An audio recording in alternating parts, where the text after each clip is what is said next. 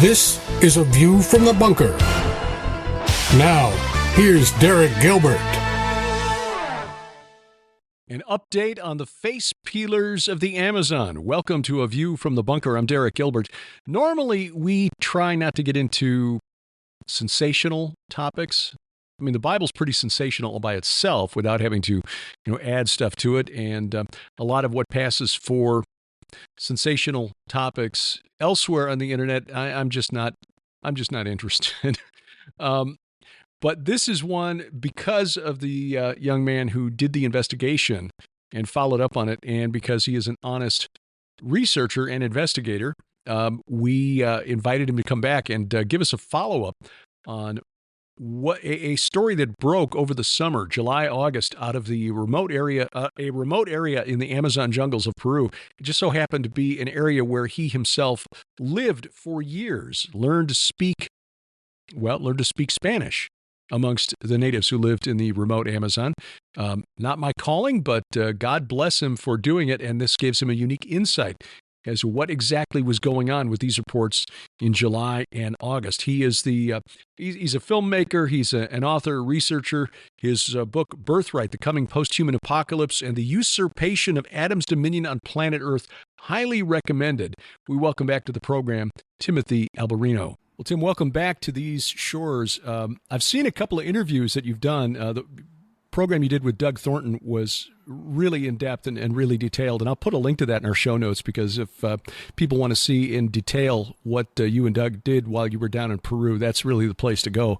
But it seemed to me, and I don't want to cast aspersions on anybody, but the sense I got from a couple of quarters here in after you returned was that maybe you weren't giving the answers they were hoping you would give. And maybe that's I'm getting the wrong sense here, but I think everybody was kind of hoping you would come back and say, yes, it's aliens. What did you find in Peru? Well,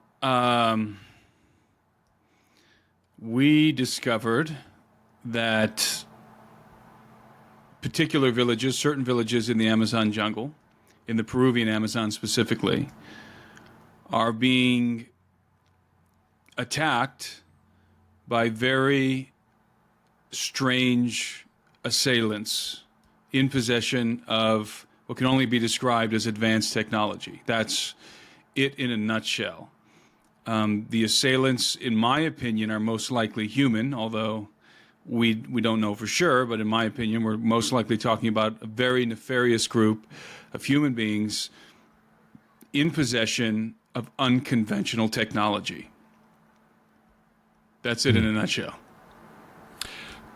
And that technology, well, to what end? No one really knows, although there is indication that they are attempting to peel faces and are in fact peeling faces. This is, of course, the face peeler phenomenon, pela cara in Spanish. And the pela cara phenomenon goes back to the 80s, early to mid 80s. And it always happens in the jungle regions of Peru, perhaps even in Brazil. I'm not aware of any cases specifically of pela cara cases in Brazil. So it's very strange that the phenomenon seems to be primarily focused in Peru, in the Peruvian Amazon. Nobody knows who the perpetrators, the face-peeling perpetrators are. As I said, we know now that they are in possession of what appears to be unconventional technology. And that technology includes state-of-the-art hoverboard craft type technology that these assailants stand on. They surf on them. They also appear to have some sort of technology that they deploy from the bottom of their shoes. They have two discs on the bottom of their shoes, on each shoe, that apparently is also capable of, has propulsion capabilities, even when they disembark from the circular hoverboards. They can float around, apparently, according to the testimonies that I heard in the jungle on my recent expedition. I went, by the way, to the village of San Antonio de Pintuyacu, which is in the district of Alto Nanay. The closest city to Alto Nanay is the city of Iquitos. It's a 2-day trip up the river from Iquitos. A very remote location, this village. I had an official invitation from the Apu, the chief. These are the Iquitu people, a very old tribe in the Amazon, and I was invited to come investigate what has been occurring there. And truthfully, I was hoping, honestly, I didn't know what I was going to find. I didn't know what sort of stories were going to be told to me. I had somewhat of an idea based on the interviews I had already heard online from this village. We were, by the way, the first non-government investigators to go to the village. And the government had previously sent 2 police officers who had a Navy escort. The police officers conducted an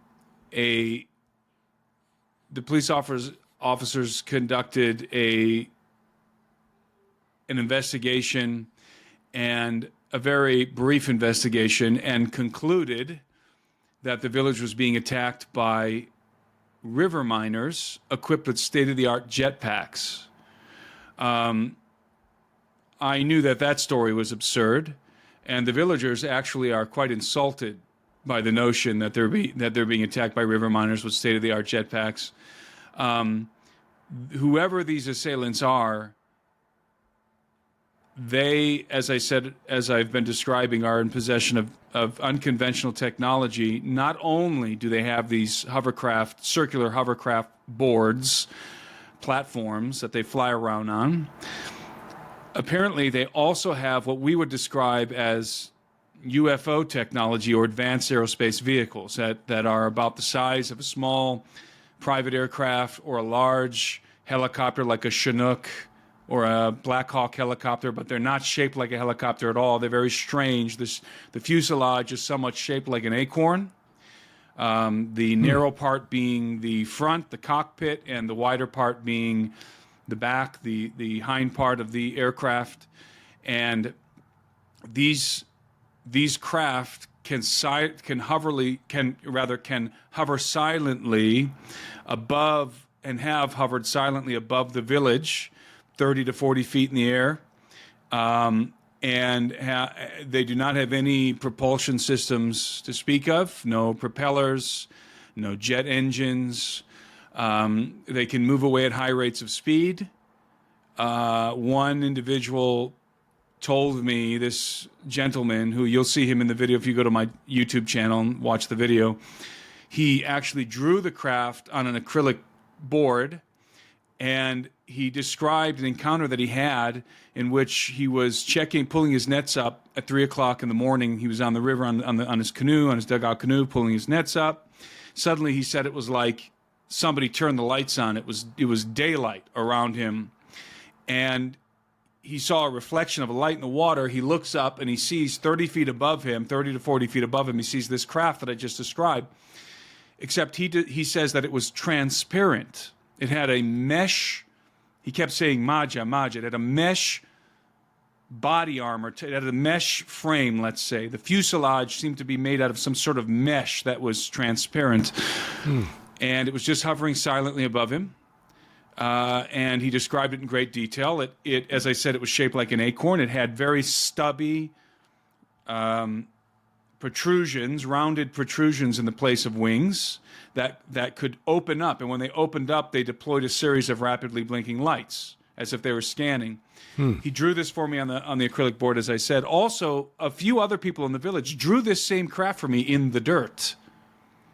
And so this craft was seen by multiple villagers right during the same time period, which was mid-July to the beginning of August, when they were being assaulted by these strange assailants. So not only do we have this unconventional hoverboard technology, and I say unconventional because there's these circular platforms are also completely silent, except for when they accelerate off the ground, at which point they make sort of a compressed air type noise. And usually the assailants would begin the incursion into the village by floating over the village or flying over the village on these platforms. And the villagers, normally all they would see is like these circular discs flying around until they train a flashlight on it. And then they would see the silhouette of a guy like this. And these assailants are dressed from head to foot, according to the testimony of the villagers, head to foot in black armored body armor, in black armored bodysuits. And they have helmets on, and their helmets are elongated. They have these strange elongated helmets with almond-shaped, yellow-tinted eye lenses. And they're very large, and they do have backpacks, but the backpacks do not appear to have any kind of propulsion capabilities. Rather, they seem to be, and the villagers even speculated, perhaps batteries. We know, according to the testimony of Talia, the girl there was an attempted abduction on this girl, and they actually they were going to cut her face off, apparently, who I interviewed. Talia said that when they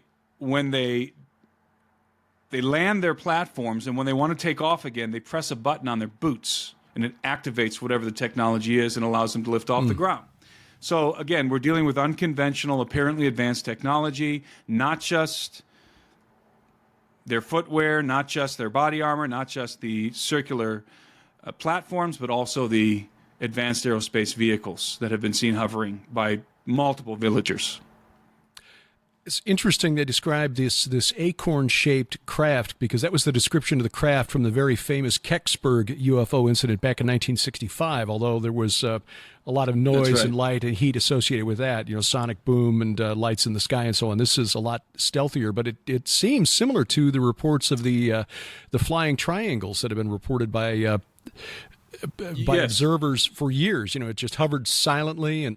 That's right, and I want to, just so people, there's a lot of different kinds, shapes, different shaped UFO type craft that's talked about. And when I say acorn shaped, not like a bell, right? Because you have bell shaped UFO type craft that are not that uncommon to be seen, and those sort of fly upright like an acorn where like flying. I don't know how you would explain it. The wider part on the bottom, the narrow part on the top, like a flying bell.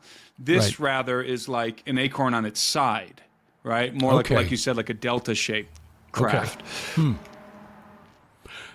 And again, I think the leap of logic that many people are making is because we don't know what it is, it must be extraterrestrial, and that's not necessarily true. I mean, the F-117 Nighthawk was a myth until it appeared in Gulf War I.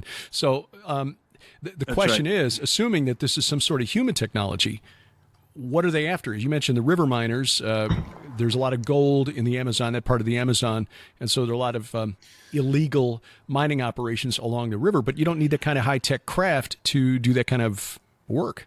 We know it's not river miners, and we know it's not drug traffickers, and we know that the objective is not to drive anyone off of the land. How do we know these things?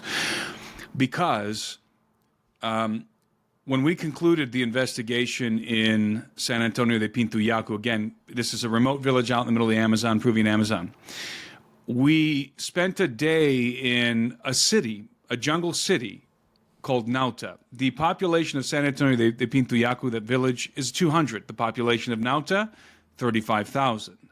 Nauta is the only place you can get to by road from Iquitos.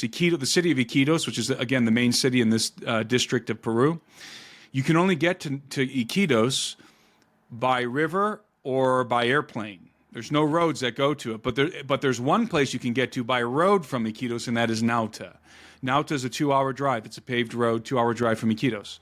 Now, Nauta is important because there was a particular incident that occurred in Nauta that the video of which was going viral on social media, and it was this video, and I think you and I discussed this in the past, where it was nighttime.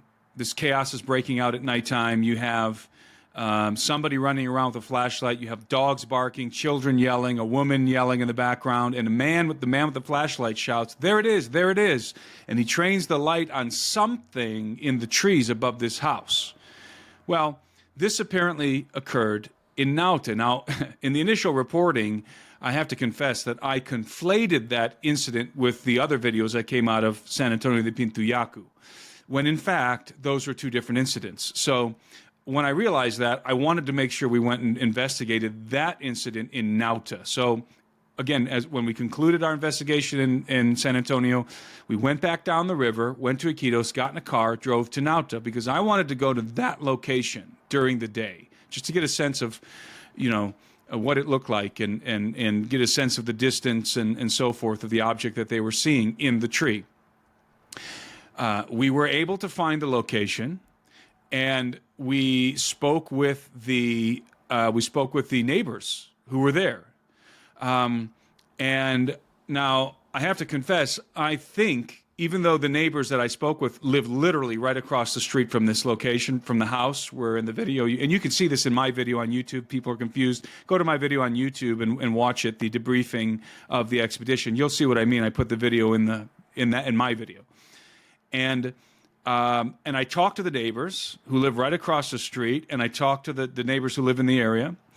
And I think, actually, I was hearing testimony from two different incidents, because apparently it's not uncommon to have UFO activity right in this area in Nauta. And they told me that they saw a disc, basically. They drew it in the sand. And for us, they drew it in the dirt for us in the street, what they saw. And apparently they saw a disc descending over this tree. And this is what initiated the incident that was captured on video. And because there was this pelacada phenomenon occurring in the jungle, everybody's on edge, right? So they see this disc descend over the tree. This is in the middle of Nauta, 35,000 inhabitants. And this is at nighttime. And so they assume the pelacadas are here, right? They're being attacked by pelacadas, so that's why they're in this frenzied state. And the neighbors and this woman who lives right in front of the house, she said they were flashing their flashlights into the tree because the disc was descending over the tree, and they saw a light being projected down into the tree. Now, on the video that I feature in my video on YouTube, and that went viral, it appears, and it's grainy, it's low res, but it appears that there might be something in the tree, some sort of a being that looks a little bit like either a tall gray alien or what is known as an insectolan. Dr. Jacobs, the abduction researcher, denominates these things insectolans, and you can make out something that appears to be turning its head from side to side. So I was extremely intrigued by this video, wanted to see the location in the day. When I went there, and again, this is all in the video, that debrief video I put on my YouTube channel, I noticed something right away when we found the location. I noticed something right away. Those trees in the distance, those trees that appear to be right above the house are not actually right above the house, right behind the house. They're actually in the distance.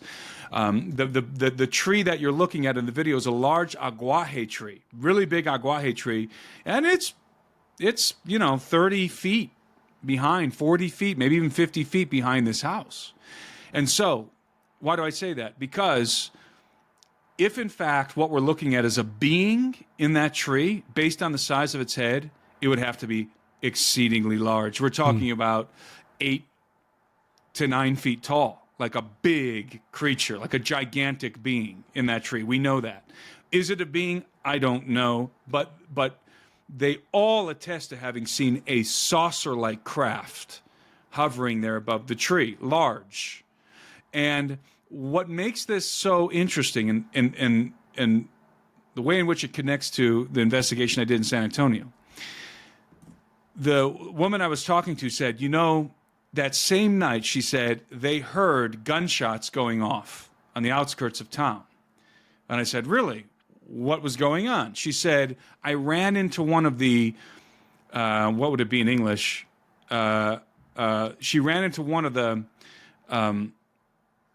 men who's been patrolling the outskirts of the city. Again, remember, this is in the context of pelacada face peeler attacks that have been occurring. So everybody's on edge in the jungle, and they got patrols going on, apart from the police. The citizens are taking it into their own hands, basically, and sort of patrolling their neighborhoods. And she said that she ran into one of the guys that was patrolling the outskirts of Nauta with his shotgun. And she asked him, what's going on? What was the gunshots? He said, we were firing at these beings. And she said, well, what do you mean? What kind of beings? And he described them. Guess what he describes? These guys surfing on these circular platforms with dressed in black, armored bodysuits. Same thing, same phenomenon, right? That's going on in this remote jungle village in San Antonio. Now it's happening in Nauta, 35,000 inhabitants. Okay? Not only 35,000 inhabitants, Navy base, Army base, helicopters are there, automatic weapons, and the police are armed with automatic weapons. So now you're not dealing with a bunch of villagers with, shotguns that are held together with rope, like in the village in San Antonio. Yeah, now you're dealing Tim's with not joking about that either. 35,000 inhabitants. No, I'm not. And so now the stakes are higher for these guys, for these assailants, right? These face peelers, because they could get shot at with automatic weapons. The Army the Navy could deploy a helicopter, right? Okay, why am I making this such a big deal? Because we know now that this is not about driving people off the land. You're not going to drive 35,000 inhabitants away from a city that's been established for hundreds of years. Not going to happen. That's not the point. So that can be put to rest. And it is also, therefore, not, it's not river miners and it's not drug traffickers. Those guys would not be screwing around with Nauta like that. They wouldn't be doing it. There's no benefit. There's no reason for them to be messing with a city that has an army base, right? There's no reason they would be doing that because they want to drive people away or whatever. Now, what is the objective? Are they just there to peel faces for some reason, or are they trying to distract people away from something else that's happening in the jungle? Are they pretending to be face peelers? Are they just perpetuating the myth in order to provide cover for something else? There's all kinds of, there's all kinds of theories that we can speculate about. But what we know for certain at this point is that these are not river miners and these are not drug traffickers. This is something else. Whoever these guys are, it's very nefarious. It may have to do with human trafficking. It may have to do with organ harvesting. But other than that, we don't know what the heck to make of it. This almost seems like something out of a like a spycraft movie or something like that. We've been watching a series called Slow Horses on Apple TV Plus. Don't necessarily recommend it for viewers, but it's if you enjoy that kind of spy thriller, it's it's well done. It just almost makes you wonder if this isn't some sort of private security firm that's testing out equipment, testing out capabilities. But again, it makes you wonder why they would do that in such close proximity to military and well-armed police force. That's right. Automatic weapons and helicopters with probably 50 caliber guns mounted to them. Right. Yeah. It really ups the stakes for whoever these guys are, and so it's not just a rinky-dink group of miners who happen to be in possession of state-of-the-art jetpack technology. And I should mention also that not far from Nauta, in a different village up a different river, which I did not visit, prior to my visit there was this story that broke in the local news of this young boy, a teenager, maybe 14 years old, looks like maybe 15, who was attacked by one of these guys. And unlike Talia, and by the way, Talia's testimony is in the video. It's very compelling. But Talia was able to get away almost unscathed. She had some minor lacerations to her neck. Unlike her, this other boy in this other village, I don't know if you saw the videos, Derek, but I posted on YouTube. It's very gruesome. The boy had deep lacerations. Like his skin was just flapping on both sides of his neck, under his jaw. Somebody took a knife or something to that kid's neck and was peeling his face off. And he lost a lot of blood, and I'm not 100% sure what the circumstances are, except I know because the people in Nauta told me that it was a alleged face peeler attack, and somehow it was interrupted. And the boy was rescued. He made it to, they brought him to the hospital in Nauta, and thank God they were able to save his life. In fact, there's video online of the boy sitting in the hospital on the chair, on the examination chair, with just bleeding, like before they started to sew him up. And he's just, you could tell he's losing blood. He's losing it real fast. He's just sitting there dazed. And thank God they were able to give him some blood and sew him up and save his life. So here's my question, Derek. Here's what I can't figure out. You got all this high-tech technology. These guys are pretty much bulletproof. They're able to maneuver these things, these platforms. They're very dexterous. I mean, they're maneuvering in the jungle between trees. They can shoot up into the sky at high rates of speed. Apparently, they can float around even without those discs, just on their shoes. They probably, we would assume they have night vision, right? They have all this high tech. Apparently, they also have lasers that they can stun people with. How is it that they're so bad at abducting teenagers in the middle of the night? Why haven't they abducted 20? Why do they seem to be fumbling this abduction event? To me, it feels like they're not necessarily there to take these people. They're there just to make everyone think that they're face peelers. Like, just cut the face just enough, leave them there so that people come and say, face peelers are here, to cover something else up that's happening in the jungle. That's what I feel like might be going on. Well, 'tis a mystery, and I know that with your connections in that part of the world, you'll be keeping an eye on that. I don't want to keep you too long tonight because I know you got some a family event that's rather important to attend this evening. So I appreciate you taking time out. But I know that you also recently went to Guatemala and did a brief investigation there. What did you go to? Why did you go to Guatemala, and what did you find?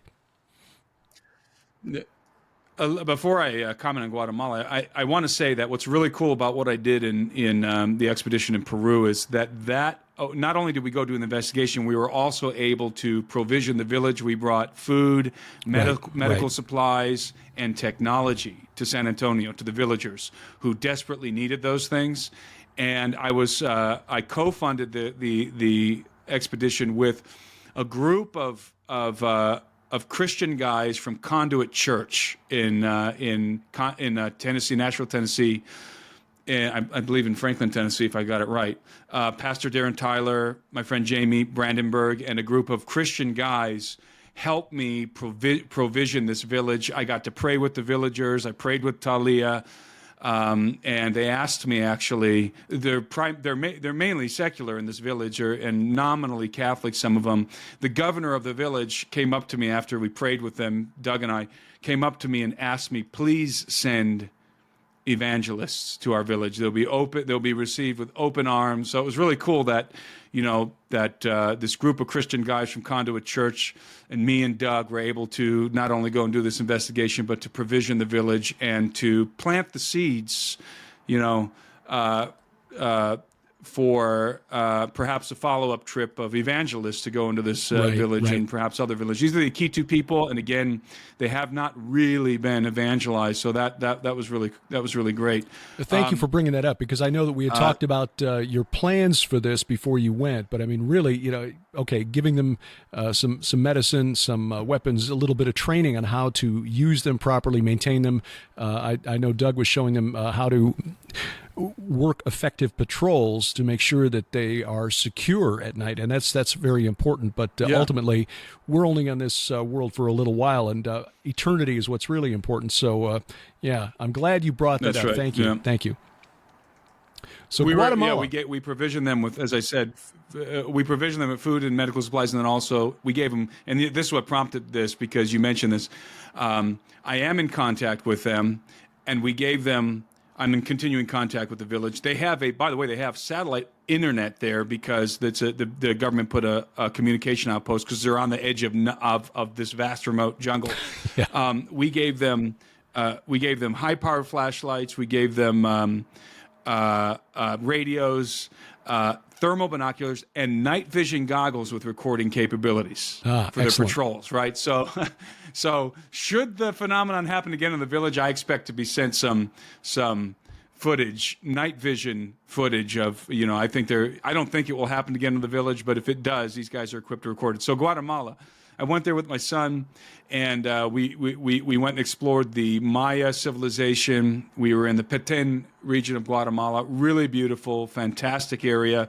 You can climb all over the pyramids there, and it's fascinating. You see the depictions of Kukulkan coming from over the sea, just like Quetzalcoatl of the Aztec, Viracocha of the Inca. You see the same sort of mythological friezes on the side of their pyramids. Really fascinating stuff. But one of the things that struck me the most is before we flew back to Dallas from Guatemala City, we had this long layover, and so my son and I walked to the museum. It's free, and anybody who goes to Guatemala, go to this museum. It's within walking distance. It's the National Museum of Archaeology, walking distance from the airport, 20-minute walk, and it's a really, really, really interesting museum with the most amazing artifacts I've ever seen. Just the Mayan artifacts are just absolutely fascinating. How these things are so cool. There's these jade artifacts, and I was looking at this artifact, Mayan artifact, and I was thinking, boy, this really reminds me of something. And I put a picture of it on Twitter. It's a little guy made out of jade. I don't know if you saw this on my Twitter feed, and he's got a beard. He looks like Santa Claus. Yeah. And what's really interesting is he's holding a jaguar over his shoulder. And in the description of the description in the museum of the guy is it's a man holding an adult jaguar. And I thought, okay, there's three things are interesting here. One, he's got a beard, which is not common, which is pretty much non-existent at that time, was non-existent among the native populations. So he looks like Santa Claus. Okay, that's really odd. Number two, he's holding a jaguar, so this is indicative that he's a very large man, because a jaguar looks like a big cat or a small dog. And then the third thing is that he's holding it. This little jade artifact is extremely reminiscent of the depiction of Gilgamesh holding a lion. Sort of the masculine animals theme from Mesopotamia. And I thought, boy, that's right. That's very interesting. So, there's little things like that you see all over the place. And they also have these, I didn't know this, but the Mayan have a mythology of dwarves. And these are the coolest little figurines that they make. And I swear you're looking at something out of the Lord of the Rings. I mean, these dwarves are like in full battle armor, head to foot, little armored dwarves. And I was just thinking, this is so bizarre. Like you think that these guys are reading Tolkien back, a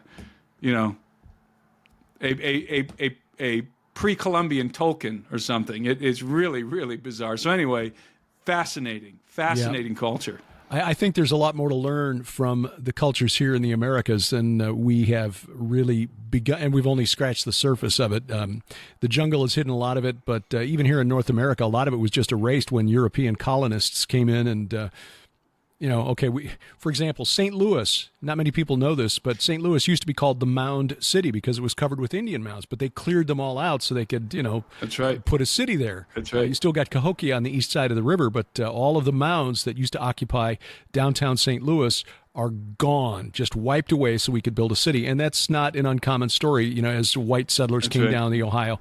There's a lot to learn yet in the Americas. And, Sharon and I pray that our job in the new earth is to work in the archives. So, well, speaking of the archives, The Mayan, this is something I learned, had, I forget how many thousands of how would you say the plural of codex? Codices? Codices. They had a written language, a very complicated written language, and they had thousands of books, thousands upon, I can't remember the number, 50,000 or something, and only I think 13 or something remained. The rest of them were burned by the Catholic priests. Imagine what could have been learned from those codices. I mean, and we know that the Codex Vaticana, one of these codices, I don't know if it was from the I believe it was from the Maya, depicts what? Clearly depicts a bunch of natives dragging the dead body of a giant with his guts hanging out into a fire. That's part of, I think it's part of one of the remaining Mayan codices. And so imagine what was in the rest of those documents. Yeah. Well, a lot of knowledge lost in throughout history. The library at Alexandria, one of the others. One final thing, and that's right. I texted you on this yesterday. Just want to confirm that this is okay, and if this is not, I will edit this out of the the final product. Early November of 2024, November 3rd through 12th, are the dates that we've been given by Lipkin Tours for the rescheduled date of our 2024 Israel tour. Just want to reconfirm with you that those dates are going to work for your schedule. Those dates should be fine for my schedule. I don't have anything on the schedule yet that far out, so I think we're good to go. All right. Well, November 3rd through the 12th, everything that we've heard from people on the ground there, military analysts, but also friends have been called up by the IDF reserves that the conflict between Israel and Hamas is going to take several more months at least. So we're pushing it back 7 months. Our scheduled tour from April of 2024 to November of 2024. The information's still at our website, gilberthouse.org/travel. Tim, I will let you go to take care of family business. Your priorities are in the right place, sir, and I appreciate that. TimothyAlberino.com for his book Birthright, for information about the Birthright Conference, which you can still get as a streaming package, and much more. Tim, thanks very much, and we look forward to seeing you in the new year. Thanks so much for having me on again. Check the show notes below this program, whether you're watching or listening. If you're watching at YouTube, youtube.com/@GilbertHouse. All right. Then please take a moment, subscribe, and then we'll tell you how to prevent us from being canceled in just a moment. And coming up, again, more information on the new dates for the 2024 Israel tour. And apparently, they've discovered a new species of giant theropod. Yes, that's like giant meat-eating dinosaur. Yes, the Tyrannosaurus Rex. Bless their pointy little heads. That's coming up on A View from the Bunker.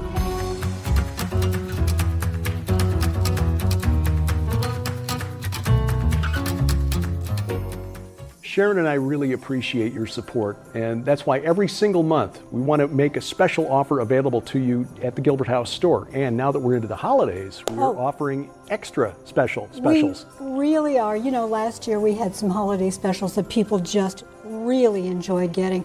Lots and lots of you went and ordered there, and we thank you for that. We're doing the same thing this year.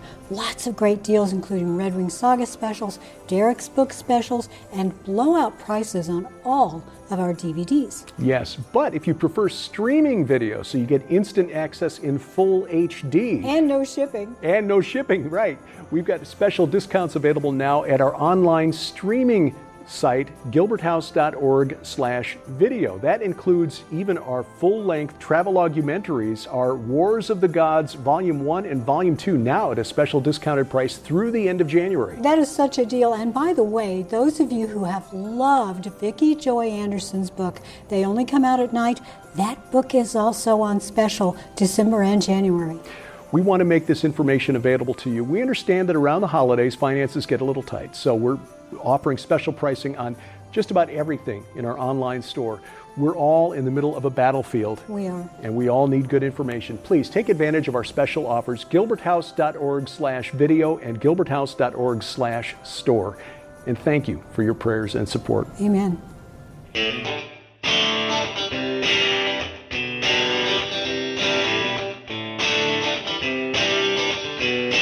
Talk Talking the Walk every Sunday night from the beautiful Missouri Ozarks. This is A View from the Bunker. I'm Derek Gilbert. You'll find us online at VFTB.net. That is our main website. You'll find us also at gilberthouse.org. That's sort of the hub for everything that Sharon and I do online. It's where you'll also find our mobile app, and that's important because that guarantees we never get canceled. You see, it is our app. We will not be canceled from our app. So even if we would inadvertently say something that might violate the terms of service or community standards of a social media site, our app, you'll always find all of our content there. gilberthouse.org/app. You can also find a link at our website, VFTB.net.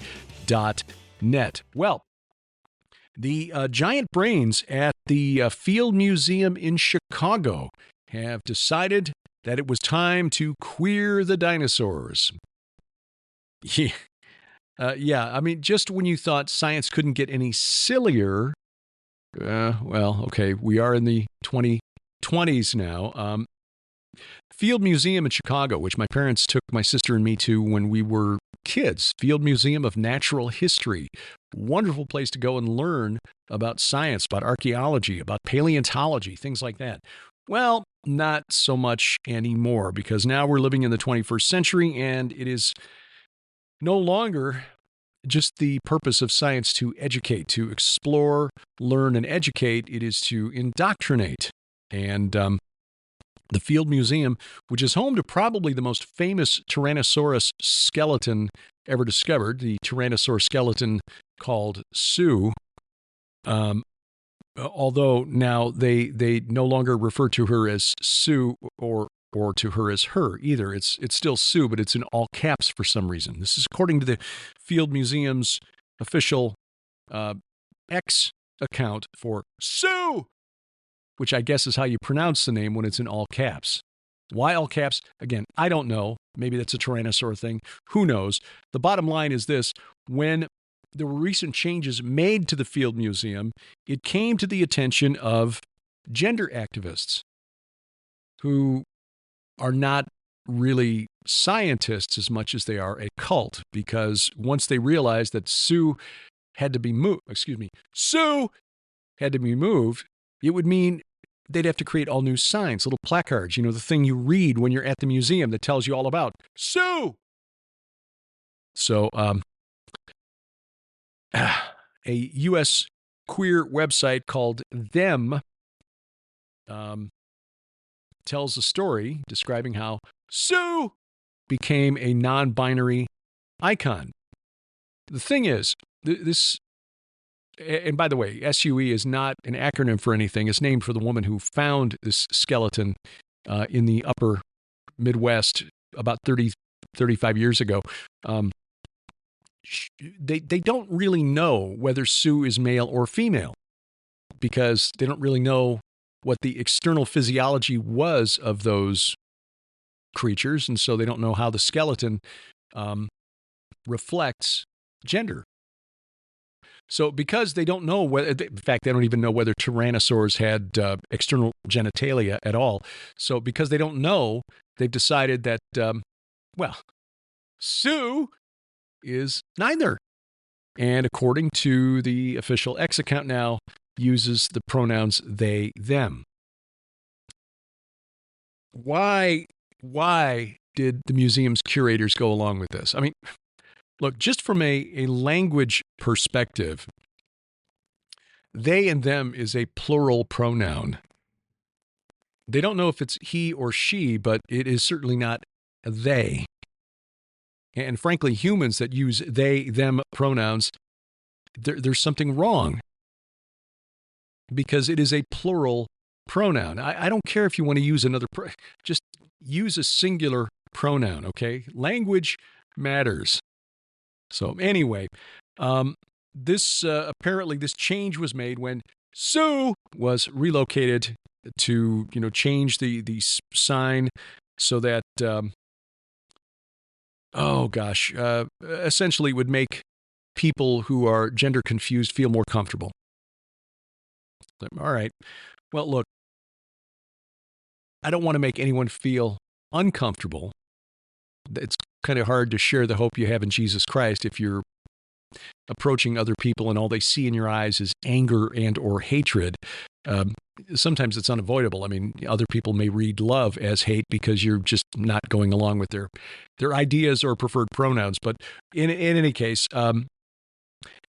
the curators of the Field Museum have bowed the knee to the gender lobby.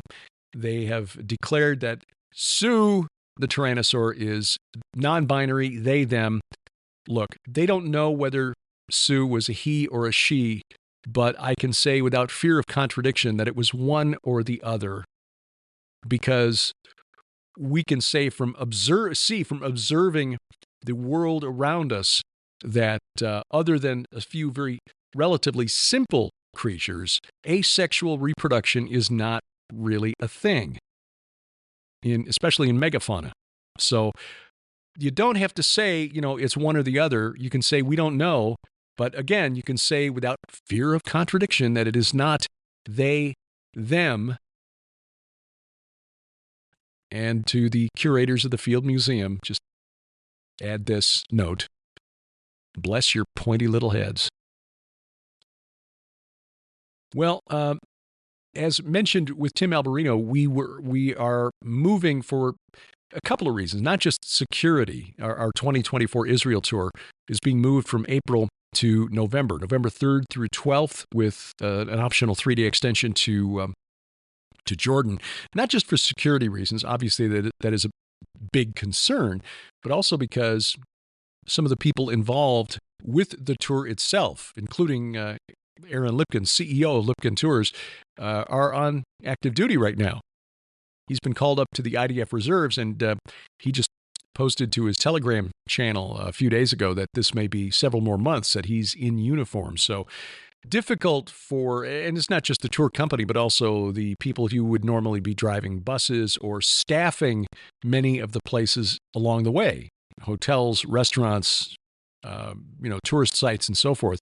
So Israel really needs to get clear of the war with Hamas before we can make the trip. So as of now, the dates are November 3rd through 12th, with that optional 3-day extension to Jordan, which we highly recommend because that's Petra, that's Madaba and the famous Madaba map, and Wadi Rum, the Red Desert of Jordan, give you an idea of what the Israelites were looking at for 40 years, that Red Desert out there. More information online at gilberthouse.org, gilberthouse.org/travel, or gilbertsinisrael.com. The information will be one or the other or both, and we pray we see you in the Holy Land. Now, because we are not going to Israel in April, we will be in Dallas for the Prophetic Signs in the Heavenlies Conference. This is Hear the Watchman. Mike Kerr, Jeannie Moore putting this on April 5, 6, 7, and 8. This is extending an extra day to Monday, April 8th, because that's the day of the total eclipse. So, hence, Prophetic Signs in the Heavenlies coinciding with the total eclipse of the sun. They also had a conference back in August of 2017 during the total eclipse that crossed the U.S. from northwest to southeast. This one is going from southwest to northeast. And we will be in Dallas with our friends like Paul Begley, Dave Hodges, David Hevner, Pastor Casper McLeod, John Moore, Jamie Walden, David Paxton, Doug Thornton, Tim Alberino's buddy, Dr. Michael Lake coming from our neck of the woods here, Colonel David Giamona, Tracy Tennant, Tav Rose, look forward to meeting him, and Michael Boldea, also Dr. Carrie Mayday, a very outspoken voice during the pandemic. You can find out more and sign up. The conference registration fee has been lowered to just $35. Just $35 to be at an in-person conference. There will also be streaming video available. That information and registration is at hearthewatchmen.com. Hearthewatchmen.com. Skywatch TV's Defender Virtual Conference coming up in the spring. I'll get you the official launch dates as soon as we have that, but I will be contributing a presentation for that. So will Sharon, actually. We will be recording that here in our new facility here in the barn. And again, thank you for making this possible. Thank you for taking an hour or so out of your time to watch or listen to this program. If you're watching, again, subscribe, share, get the free mobile app. If you're listening on your favorite podcatcher, whether that's Apple Podcasts, Google Podcasts, Amazon Music, iHeartRadio, Spotify, Spreaker, Pandora, or wherever fine podcasts are sold, we appreciate you doing that. Our announcer is the inimitable DC Good. And A View from the Bunker is a production of Gilbert House Ministries, released under Creative Commons Attribution, Non-Commercial, No Derivatives 4.0 International License. We wrestle not against flesh and blood. I'm Derek Gilbert, and this is A View from the Bunker.